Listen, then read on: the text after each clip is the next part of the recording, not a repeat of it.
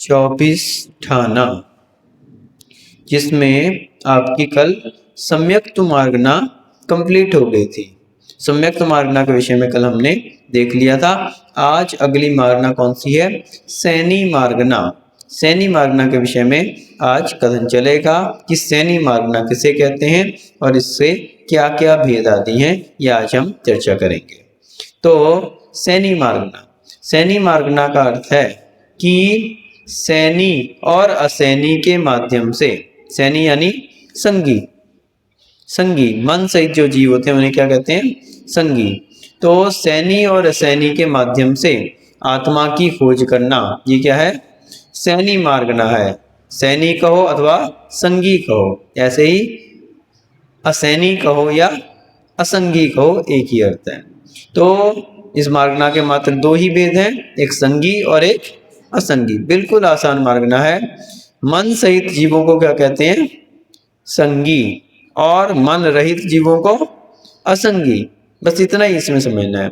No इंद्रिया वर्ण कर्म के शिवोपशम से जो जीव शिक्षा, क्रिया, उपदेश और आलाप को मन के अवलंबन से ग्रहण करता है उसे संगी कहते हैं। सीधी सी बात है कि जिनके मन पाया जाता है, जिस कारण वो शिक्षा, क्रिया, उपदेश आदि ग्रहण कर लेते हैं, और जिनके अंदर मन नहीं पाया जाता वो नहीं ग्रहण कर पाते। तो जो मन सहित हैं जीव, वो क्या है? वो क्या है? संगी। संगी कहो या सैनी कहो, और जिनमें मन नहीं पाया जाता वो असंगी। बस इतना ही इसमें मार्गना में है। अब इस मार्गना की क्या क्या विशेषताएं तो बतला रहे हैं हम। पहली बात, पंचेंद्रिय जीव संगी और असंगी दोनों होते हैं। ऐसे संगी और असंगी ये दोनों पंचेंद्रिय त्रियंच ही होते हैं। तो एक इंद्री, दो इंद्री, तीन इंद्री, चार इंद्री, ये सब क्या होते हैं? असंगी। ये सभी क्या होते हैं? असंगी। इनमें कोई भी संगी नहीं होता। पंच इंद्री में ही मात्र संगी और असंगी का भेद पाया जाता है। अब पंचेंद्रियों में भी चारों गतियों में, चार गतियां कौन कौन सी हैं? देवगति, मनुष्य गति, त्रियंच गति, नरक गति। तो इसमें तीन गतियों के जीव तो नियम से संगी ही होते हैं। कौन कौन से? नरक गति, देवगति और मनुष्य गति। ये क्या होते हैं? संगी होते हैं, इनमें असंगी कोई नहीं होता। त्रियंच गति के पंचेंद्रिय जीव ही मात्र संगी और असंगी दोनों हो सकते हैं। आ गया समझ में? एक इंद्री से चार इंद्री तक सभी क्या होते हैं? असंगी। और पंचेंद्री में चारों गतियों में मात्र त्रियंच गति के जीव संगी और असंगी होते हैं, बाकी तीन गति के संगी ही होते हैं। ठीक है? तो नारकी, देव और मनुष्य नियम से संगी ही होते हैं। पंचेंद्रिय से भिन्न अन्य स्थावर काय से लेकर चतुर्ंडी तक के सभी जीव मन रहित असंगी होते हैं। आगे बोल रहे हैं, संगी जीव मिथ्या दृष्टि गुणस्थान से लेकर क्षीण कषाय छदमस्थ नामक 12वें गुणस्थान तक हो सकते हैं। अतः संगी मार्गना में 1 से 12 तक गुणस्थान होते हैं। तो जो संगी जीव हैं वो एक इंद्री से लेकर, एक पहले गुणस्थान से लेकर 12वें गुणस्थान तक हो सकते हैं। ठीक है? और असंगी जीवों में नियम से पहला मिथ्यात गुणस्थान ही होता है। जितने भी असंगी जीव हैं, चाहे वो एक इंद्रिय, दो तीन तीन इंद्रिय, चार इंद्रियों या असंगियों में पंच इंद्रियों, तो वे क्या होते हैं? मिथ्या दृष्टि होते हैं, उनमें सम्यक तो नहीं पाया जाता। इसलिए उनका गुणस्थान कौन सा होता है? कौन सा गुणस्थान होता है? पहला, एकमात्र पहला ही गुणस्थान उनका होता है। केवली के, अब 13वें गुणस्थान पर जो केवली होते हैं उनकी क्या स्थिति? 1 से 12 तक तो सभी संगी जीवों में पाए जाते हैं, और उसके बाद 13वें गुणस्थान में क्या रहता है? तो 13वें में जो केवली होते हैं, 13वें गुणस्थानवर्ती, केवली के मन द्रव्य मन तो होता है, और द्रव्य मन की वर्गनाओं को ग्रहण करने के निमित्त से आत्मा का परिस्पंदन रूप प्रयत्न होता है, अतः उनका मनोयोग भी होता है। किंतु केवली के मानसिक ज्ञान के सहकारी कारण रूप शिवशम का अभाव है, अतः उनके अतीन्द्रिय ज्ञान ही होता है, मनोनिमित्तिक ज्ञान नहीं। तो जो केवली भगवान है, इनके लिए क्या कहा? उनके द्रव्य मन तो पाया जाता है, जो अपने शरीर में 8 पंखुड़ी जैसा कमल की आकार का रचना का द्रव्य मन है, वैसा केवली भगवान के भी रहता है। और द्रव्य मन की वर्गनाओं को ग्रहण करने की शक्ति के निमित्त से आत्मा का परिस्पंदन भी होता है, तो इसलिए मनोयज्ञ भी होता है। लेकिन जो भाव मन है, क्षयोपशम जिसे कहते हैं, जो बाकी चार ज्ञान क्या है, क्षयोपशमिक है, लेकिन केवल ज्ञान क्या है, शायिक है। तो केवल ज्ञान के द्वारा जो वो जानते हैं वो वास्तविकता में इंद्रिय और मन के निमित्त से नहीं होता। उसमें ना इंद्रियों की जरूरत है ना ही मन की जरूरत है, वो तो सीधा आत्मा से हो रहा है। कैसे हो रहा है, आत्मा से हो रहा है। तो आत्मा का जो गुण ज्ञान गुण है वो उनका प्रकट हो चुका है और उनका ज्ञानावरणी कर्म का अभाव हो चुका है। तो क्षय होने से वो शायिक है। शायिक होने के कारण अब उसमें क्षयोपशम कोई भी उसमें नहीं रहता, शायिक कारण है। तो इस कारण से उनको जो है, इस दृष्टिकोण से उनको जो है मनोनिमित्त ज्ञान नहीं होता। तो इस कारण से उनके लिए क्या कहा, नो संगी। आवरण कर्म के रहित होने से उनके मन के अवलंबन से बाह्य पदार्थों को ग्रहण नहीं होता, इसलिए उनको संगी नहीं कह सकते। क्यों? क्योंकि मन के निमित्त से उनको ज्ञान नहीं हो रहा। बाकियों को तो मन के निमित्त से हो रहा है, इसलिए उनको संगी कहा। लेकिन उनको मन के निमित्त से ज्ञान नहीं हो रहा। कैसे हो रहा है, आत्मा से हो रहा है, तो इसलिए उनको संगी नहीं कहा गया। लेकिन केवलियों ने क्योंकि समस्त पदार्थों को जान लिया है, इसलिए उन्हें असंगी भी नहीं कह सकते। ठीक है ना। तो ना तो उन्हें संगी कहा जा सकता है ना ही असंगी कहा जा सकता है, क्योंकि मन के निमित्त से नहीं जान रहे इसलिए संगी नहीं है, और क्योंकि जान रहे हैं सभी पदार्थों इसलिए असंगी भी नहीं है। इसलिए नो संगी ऐसा उनके लिए संज्ञा दी जाती है। बस इतना ही ये चैप्टर है, छोटा सा, 5 मिनट का मात्र। सबको समझ में आ गया ना, कौन संगी होते हैं कौन असंगी। तो जिनके मन पाया जाता है वो संगी और जिनके मन नहीं पाया जाता वो असंगी। तो 1 इंद्रिय से 4 इंद्रिय तक सभी असंगी, और मनुष्य देव और नार की संगी, और पंच इंद्रिय त्रियंच वो क्या है, संगी भी होते हैं और असंगी भी होते हैं। एक पहले गुणस्थान से 12वें गुणस्थान तक संगी जीवों के पाए जाते हैं, और 13वें गुणस्थानवर्ती क्या होते हैं, संगी भी होते, नो संगी नो असंगी होते हैं। और जो असंगी जीव हैं वो क्या होते हैं, एकमात्र मिथ्या दृष्टि ही होते हैं, पहला ही उनका गुणस्थान होता है। तो इस प्रकार से संगी मारना कंप्लीट हुई। आगे आती है आहारक मार्गना। कौन सी है, आहारक मार्गना। अब आहारक किसे कहते हैं, बोले जो आहार करे वो आहारक, और जो आहार ना करे उपवास कर ले वो अनाहारक। ऐसा नहीं है। तो आहारक और अनाहारक के माध्यम से आत्मा की खोज करना, ये क्या है, आहारक मार्गना है। और इसके 2 भेद हैं, एक आहारक और एक अनाहारक। ये 2 भेद इसके होते हैं। अब आहारक किसे कहते हैं, 3 शरीर और 6 पर्याप्तियों के योग्य पुद्गल वर्गनाओं को जो ग्रहण करता है उसे आहारक कहते हैं। है समझ में, इतना याद रखना है अपन को। 3 शरीर और 6 पर्याप्तियां, ये शब्द याद रखना है अपन को, नोट कर लो इसको। 3 शरीर और 6 प्राप्तियों के योग्य वर्गनाओं को, और कौन सी, पुद्गल वर्गनाओं को जो ग्रहण करता है उसे आहारक कहते हैं। आ गया समझ में, क्या कहा, 3 शरीर और 6 पर्याप्तियां, इनके योग्य जो पुद्गल वर्गनाओं को, इनके योग्य जो पुद्गल वर्गनाओं को ग्रहण करता है उसे आहारक कहते हैं। ठीक है। अब ये 3 शरीर क्या हैं, अब पहले तो इतना अपन और समझ लें कि जो इनको ग्रहण करता है पुद्गल वर्गनाओं को उसको आहारक कहते हैं, और जो इनको ग्रहण नहीं करता उसे अनाहारक कहते हैं। ठीक है। तो जो ग्रहण करे उसे आहारक, और जो ग्रहण ना करे वो अनाहारक। तो ये 3 शरीर कौन कौन से हैं, तो शरीर 5 प्रकार के होते हैं। कौन कौन से, औदारिक, वैक्रिक, आहारक, तेजस और कारमान। ये 5 प्रकार के शरीर होते हैं। तो इसमें जो 3 शरीर की बात कही वो कौन से हैं, औदारिक, वैक्रिक और आहारक। पहले ये 3 शरीर, पहले नंबर के 3, और 6 पर्याप्तियां। 6 पर्याप्तियों का चैप्टर भी आगे आएगा, वैसे अभी नाम बताए दे रहे। तो 6 पर्याप्तियां कौन कौन सी हैं, आहार, शरीर, इंद्रिय, श्वासोश्वास, भाषा और मन। है ना। तो ये 6 पर्याप्ति हैं। तो इनके योग्य पुद्गल वर्गनाओं को जो ग्रहण करता है उसे क्या कहते हैं, आहारक। और जो इनके योग्य पुद्गल वर्गनाओं को ग्रहण नहीं करता उसे अनाहारक। ठीक है। अब इसकी विशेषताएं आ रही हैं। पहली बात, विग्रह गति को प्राप्त हुए चारों गति के जीव प्रतर एवं लोक पूर्ण समुद्घात को प्राप्त संयोग केवली एवं अयोग केवली तथा सिद्ध भगवान ये सब अनाहारक होते हैं और शेष सभी जीव आहारक होते हैं। तो यहाँ पर थोड़ा सा टेक्निकल है, इसको अपन आराम से समझते हैं। 3 बातें गई यहाँ पे। पहली बात तो ये कि अयोग केवली, अयोग केवली कौन होते हैं, 14वें गुण स्थानवर्ती, जो संयोग केवली अंत में, आयु के अंत में क्या हो जाते हैं, जब तीसरे शुक्ल ध्यान के द्वारा वो कर्मों को, अपनी पुण्य प्रकृति को क्षीण करते हैं।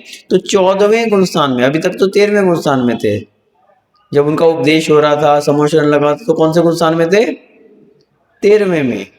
लेकिन अंत में, आयु के अंत में किस में पहुंच जाते हैं वे, 14वें गुण स्थान में। तो 14वें गुण स्थानवर्ती अयोग केवली, और उसके बाद क्या हो जाते हैं वे, सिद्ध हो जाते हैं। तो सिद्ध तो सबको पता ही है ना। तो पहली बात तो एक अयोग केवली अनाहारक होते हैं, एक सिद्ध भगवान क्या होते हैं, अनाहारक होते हैं। इसके बाद कहा विग्रह गति को प्राप्त चारों गति के जीव। अब ये विग्रह गति क्या है, विग्रह गति किसे कहते हैं, एक शरीर को छोड़ने के बाद दूसरे शरीर को ग्रहण करने से पहले जो समय बीच का रहता है वो क्या है, विग्रह गति। जैसे कोई मनुष्य मृत्यु को प्राप्त हुआ और उसके बाद क्या हो गया, देव हो गया स्वर्ग में। तो उसने मनुष्य का शरीर छोड़ा आत्मा ने, और देव का शरीर जाके ग्रहण किया। इतने में जो बीच का समय है वो क्या है, विग्रह गति। वो क्या है, विग्रह गति। और इसमें कितना समय लगता है, अधिक से अधिक 3 समय। समय बहुत छोटा होता है, पलक झपकने में असंख्यात समय बीत जाते हैं, इतना छोटा समय होता है। एक पलक झपकी इसमें असंख्यात समय निकल गए। तो इतना छोटा समय, ऐसे मात्र 3 समय तक वो विग्रह गति में रहता है, इससे अधिक नहीं रहता। इससे कम तो रह सकता है, अधिक नहीं रह सकता। तो ऐसे जो जीव हैं विग्रह गति को प्राप्त, कौन कौन हो गए, एक तो सिद्ध परमेष्ठी, एक हो गए 14वें गुण स्थानवर्ती, और एक विग्रह गति को प्राप्त जीव। चौथी बात कही कि केवली समुद्घात के समय। अब ये थोड़ा सा टेक्निकल क्वेश्चन है, इसको आप नहीं समझ पाओगे, बस इतना ही समझना है कि 13वें गुण स्थानवर्ती जो केवली होते हैं वो समुद्घात करते हैं। समुद्घात यानी कि उनके जो शरीर है उसके परमाणु, आत्मा के परमाणु पूरे तीनों लोकों में फैल जाते हैं। तो उसमें लोक पूर्ण, प्रतर और यानी कि प्रतर और लोक पूर्ण, ये जो 2 हैं, इतने समय में, तो 3 समय लगते हैं उसमें, प्रतर में पहुंचते हैं, फिर लोक पूर्ण में, फिर वापस प्रतर में आते हैं। इतने 3 समय के लिए वो अनाहारक रहते हैं। शेष सभी जीव क्या होते हैं, आहारक ही होते हैं। शेष सभी आहारक होते हैं। ठीक है ना। थोड़ा सा कठिन है आज का, लेकिन धीरे धीरे अपन समझ रहे हैं उसको। दूसरी बात क्या कही, विग्रह गति में 1, 2 या 3 से ज्यादा जीव अनाहारक नहीं रह सकता। अधिक से अधिक 1 समय, 2 समय या 3 समय के लिए अनाहारक होता है। यहाँ पर आहारक मार्गना में आहार शब्द से कवलाहार, लेपाहार, ऊष्माहार जिसे ओजाहार, मानसिक आहार और कर्माहार को छोड़कर मात्र 9 कर्माहार का ही ग्रहण करना चाहिए, अन्यथा आहार काल और विहार के साथ विरोध आता है। तो आहारक का अर्थ यहाँ पे मात्र कर्माहार है, 9 कर्माहार है। आहार 6 प्रकार का हो सकता है। कितने प्रकार का, 6 प्रकार का। उसमें एक तो कवलाहार होता है। कवलाहार किसे कहते हैं, जो अपन भोजन करते हैं वो सब क्या है, कवलाहार है। एक लेपाहार होता है, ऐसे ही ऊष्माहार, एक मानसिक आहार, देवों का मानसिक आहार होता है। कर्माहार, तो सभी जीव जो है कर्म को बंद करते हैं, तो वो क्या है, कर्माहार। और एक होता है 9 कर्माहार। तो 9 कर्माहार की यहाँ पे बात है, जो पुद्गल परमाणु, योग्य पुद्गल परमाणुओं को ग्रहण करना, वो क्या है, 9 कर्माहार। तो 9 कर्माहार को यहाँ पे समझना चाहिए। ठीक है। इसके बाद आ रहा है आहारक मार्गना में 1 से 13 तक गुण स्थान होते हैं। और 14वें गुण स्थानवर्ती क्या होते हैं? अनाहारक होते हैं। तो इस प्रकार से आहारक कितने हो सकते हैं? 13वें गुण स्थान तक की हो सकते हैं, 14वें वाले तो अनाहारक ही होते हैं, पहले बता ही दिया। अनाहारक मार्गना में पहला, दूसरा, चौथा, 13वां और 14वां ये 5 गुण स्थान होते हैं। कौन कौन से? पहला, दूसरा, चौथा, यानी पहले गुण स्थान के जीव अनाहारक हो सकते हैं, दूसरे के, चौथे के, 13वें के और 14वें गुण स्थानवर्ती के। तो इसमें 14वें गुण स्थानवर्ती तो मात्र अनाहारक ही होते हैं, पहले, दूसरे, चौथे और 13वें वाले आहारक भी होते हैं और अनाहारक भी होते हैं, दोनों। तो इसलिए पहला, दूसरा, चौथा और 13वां तो दोनों में ले लिया, आहारक में भी ले लिया और अनाहारक में। आहारक में क्या कहा? 1 से लेके 13 तक, तो उसमें पहला भी आ गया, दूसरा भी आ गया, चौथा भी आ गया, 13वां भी आ गया और बाकी सभी भी आ गए। लेकिन अनाहारक में मात्र ये 4, पहला, दूसरा, चौथा, 13वां और एक 14वां, ये गुणस्थान होते हैं। आगे आया केवली समुद्घात। अब केवली समुद्घात का समय 8 समय का होता है, जिसमें सबसे पहले वो दंड, दंड के बाद कपाट, कपाट के बाद प्रतर, प्रतर के बाद लोकपूरण और फिर उसके बाद लोकपूर्ण के बाद पुनः प्रतर, फिर कपाट और फिर दंड और फिर उसके बाद अपने शरीर में वापस प्रवेश कर जाती है आत्मा। तो ये 8 समय का समुद्घात होता है। तो इसमें जो बीच का आया ना, प्रतर और प्रतर के बाद लोकपूर्ण और फिर वापस प्रतर, ये 3 समय जीव अनाहारक रहता है, शेष सभी समयों में आहारक हो जाता है। केवली समुद्घात को प्राप्त केवली, प्रतर, लोकपूर्ण और पुनः प्रतर, इन 3 समय में अनाहारक और शेष समय में आहारक होते हैं। इस प्रकार से आहारक मार्गना को समझना चाहिए। अब क्योंकि ये थोड़ा सा कठिन है चैप्टर, तो अपन को मात्र इसमें इतना ही याद रखना है कि जो 3 शरीर और 6 पर्याप्तियां, मेन चीज क्या है इसमें? 3 शरीर और 6 पर्याप्तियों के योग्य परमाणुओं को ग्रहण करने वाले आहारक होते हैं, और जो इनको ग्रहण नहीं कर पाते वो क्या होते हैं? अनाहारक होते हैं। ये मेन चीज इसमें याद रखनी है। और दूसरी चीज इसमें याद रखनी है कि जो आहारक हैं उनके 1 से लेकर 13 तक सभी गुण स्थान होते हैं, और अनाहारक का पहला, दूसरा, चौथा, 13वां और 14वां ये 5 गुण स्थान होते हैं। ये 2 चीजें इसमें याद रख लेंगे तो मेरी समझ में इतना पर्याप्त है। तीसरा अपन रटने के दृष्टिकोण से कर सकते हैं कि अनाहारक कौन कौन होते हैं? विग्रह गति के जीव, 14वें गुण स्थानवर्ती, सिद्ध प्रमेष्टि और केवली समुद्घात के समय प्रतर और लोकपूर्ण समुद्घात को प्राप्त हुए। तो ये अपन याद कर सकते हैं, इतना याद कर लेंगे, इतना पर्याप्त है। आगे डिटेल की अपन को ज्यादा आवश्यकता नहीं रहती। इस प्रकार से ये आपका आहारक मार्गना भी पूर्ण हुई। अब आगे आ गई है गुण स्थान। कौन सी है? गुण स्थान। अब ये गुण स्थान मार्गना सबसे इंपॉर्टेंट है और सबसे कठिन है। ठीक है, सबसे इंपॉर्टेंट भी है और सबसे कठिन भी है, लेकिन हम इसको आराम से धीरे धीरे, एक दिन में नहीं पढ़ाएंगे आपको, 2-3 दिन में, 4 दिन जितने भी लगे, उसमें आराम आराम से धीरे धीरे समझाएंगे गुण स्थान को। एक एक गुण स्थान पे अपन आराम से चर्चा करेंगे। तो आज अपन मात्र थोड़ा सा इसका स्वरूप और इसके भेदों की चर्चा करेंगे। तो पहली बात, गुण स्थान किसे कहते हैं? गुण स्थान किसे कहते हैं? दर्शन मोहनीय आदि कर्मों के उदय, उपशम, क्षयोपशम से होने वाले जीवों के भावों में तारतम्यता रूप अवस्था विशेष को गुणस्थान कहते हैं। आया समझ में? नहीं आया? हम बता दे रहे। दर्शन मोहनीय आदि कर्मों के, आदि से दर्शन मोहनीय और भी चीजें लेनी है, उनके उदय, उपशम, क्षय और क्षयोपशम, इससे होने वाले जीवों के भावों में तारतम्यता रूप अवस्था विशेष को गुणस्थान कहते हैं। आसान भाषा में हम समझें कि जीवों में भावों में होने वाली तारतम्यता विशेष को गुणस्थान कहते हैं। आसान सी बात क्या की? जो हमारे भाव हैं उनमें तारतम्यता, उतार चढ़ाव, वो क्या है? गुण स्थान है।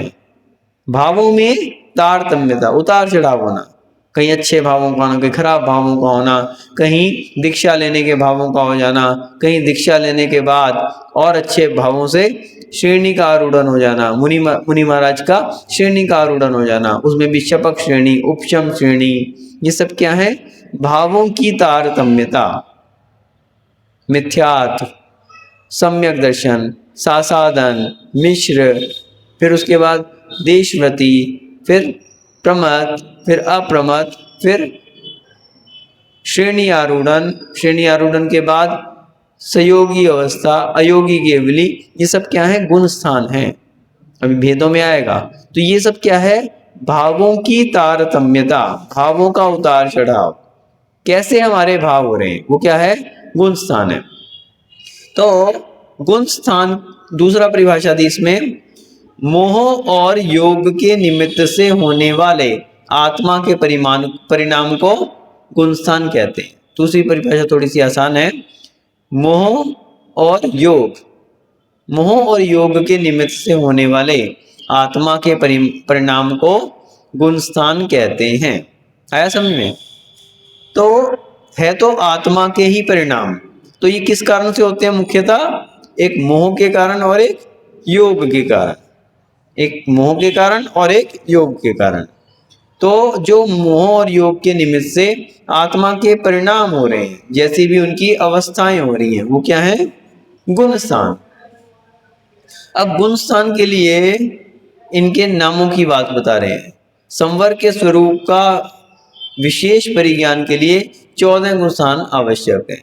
तो गुण स्थान कौन कौन से होते हैं? तो इसमें नाम जो है वो दिए हैं 14 गुण स्थान। गुण स्थान कितने होते हैं? 14 होते हैं। तो कौन कौन से होते हैं? पहला मिथ्यात्व, दूसरा सासादन, तीसरा मिश्र, चौथा अविरत सम्यक दृष्टि, पांचवा देशव्रति, छठा प्रमथ विरत, सातवां अप्रमथ विरत, आठवां अपूर्वकरण, फिर नौवां अनवृत्तिकरण, 10वां सूक्ष्म सांप्राय, 11वां उपशांत मोह, 12वां क्षीण मोह, 13वां सयोग केवली और 14वां अयोग केवली। इस प्रकार से ये कितने हो गए? 14 गुण स्थान हो गए। अब 14 गुण स्थानों को समझने से पहले अपन क्या करेंगे? इनका जर्नल स्वरूप समझ ले रहे, मोटा मोटा तौर पे इनको समझ ले रहे, फिर एक एक गुण स्थान को अपन क्या करेंगे?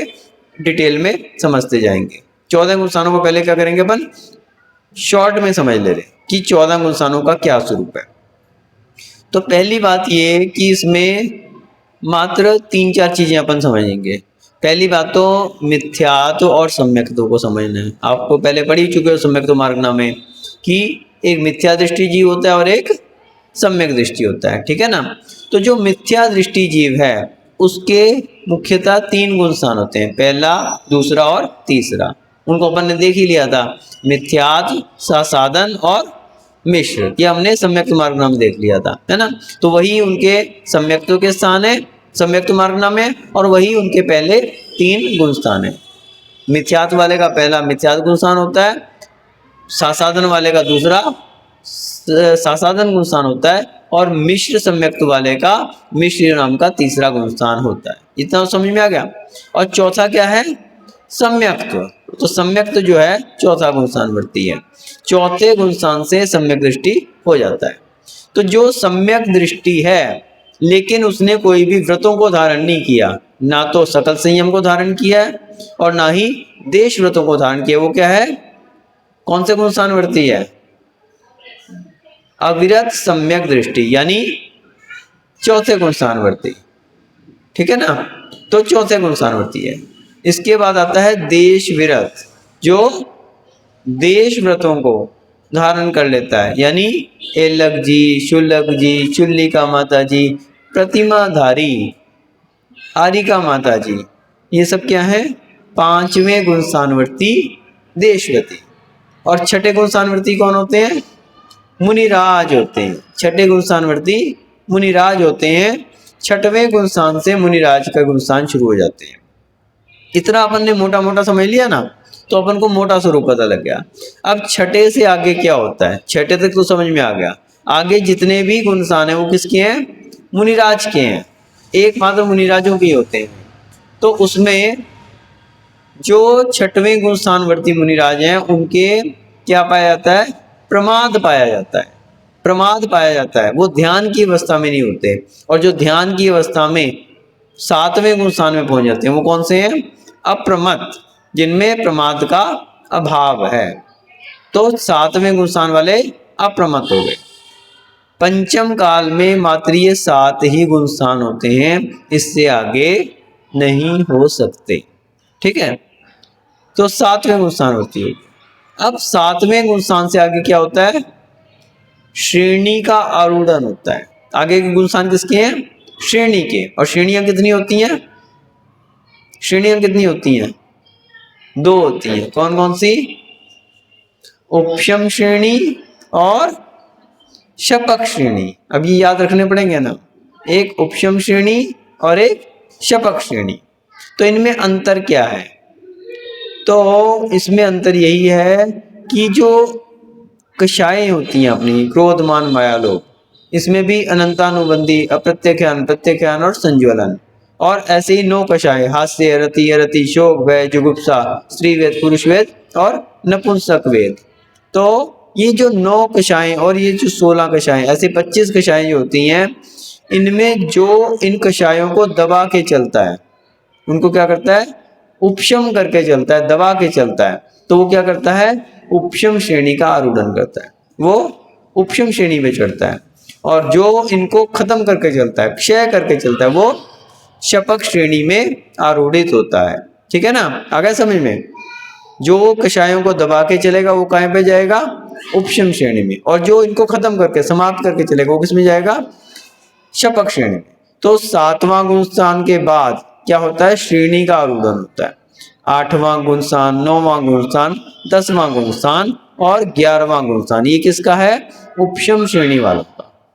किसका, उपशम श्रेणी वालों का। अब इसमें ध्यान रखना कि 8वां 9वां 10वां गुण स्थान तो दोनों का होता है, लेकिन उपशम श्रेणी वाला 11वें गुण स्थान में पहुंचता है और 11वें से वापस नीचे गिर जाता है। और जो शपक श्रेणी में चलता है वो 8वें 9वें 10वें गुण स्थान को पार करके सीधे 12वें गुण स्थान में पहुंच जाता है। ठीक है ना। तो अब इसके विषय में डिटेल में अपन बाद में समझेंगे जब उसका नंबर आएगा। अभी मात्र अपन को एक साथ ही चारों पांचों समझ लेने हैं। 7वें तक तो अपन ने समझ ही लिया। 8वां 9वां 10वां 11वां उपशम श्रेणी का, और 8वां 9वां 10वां और 12वां शपक श्रेणी का।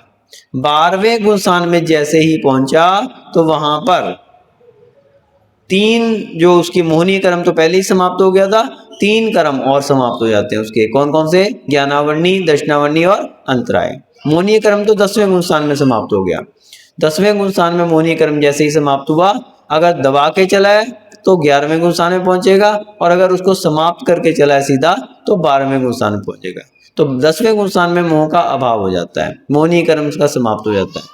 और इसके बाद 12वें गुण स्थान में बाकी 3 जो कर्म है, ज्ञानावर्णी, दर्शनावर्णी और अंतराय, तीनों का एक साथ क्षय हो जाता है, और वो 13वें गुण स्थानवर्ती क्या हो जाता है, सयोग केवली।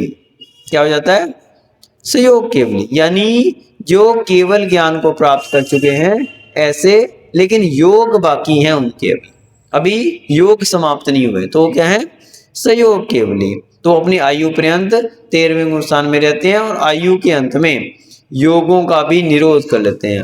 केवली भगवान क्या करते हैं, योग निरोध करते हैं, और योग निरोध करके कौन से गुण स्थान में पहुंच जाते हैं, 14वें गुण स्थान में, अयोग केवली। कौन सा 14वां, अयोग केवली। तो इस प्रकार से अयोग केवली रहते हैं, और उसमें अ इ उ ऋ ऐसे ह्रस्व 5 अक्षरों प्रमाण काल निकाल के और तुरंत सिद्ध प्रमेष्टि हो जाते हैं। इस प्रकार से यहाँ पर शॉर्ट में हमने 14 गुण स्थानों के विषय में समझा, और आगे इसमें डिटेल में और आगे अपन आगे से समझेंगे एक एक गुण स्थान के विषय में। आज बात मात्र इतना ही समझना है कि योग और मोह के निमित्त से होने वाले क्या कहलाते हैं, गुण स्थान कहलाते हैं। इसके निमित्त से होने वाली आत्मा के परिणाम को गुण स्थान कहते हैं। यही चीज अपन को विशेष रूप से ध्यान रखनी है। ओम नमः सिद्धेभ्यः।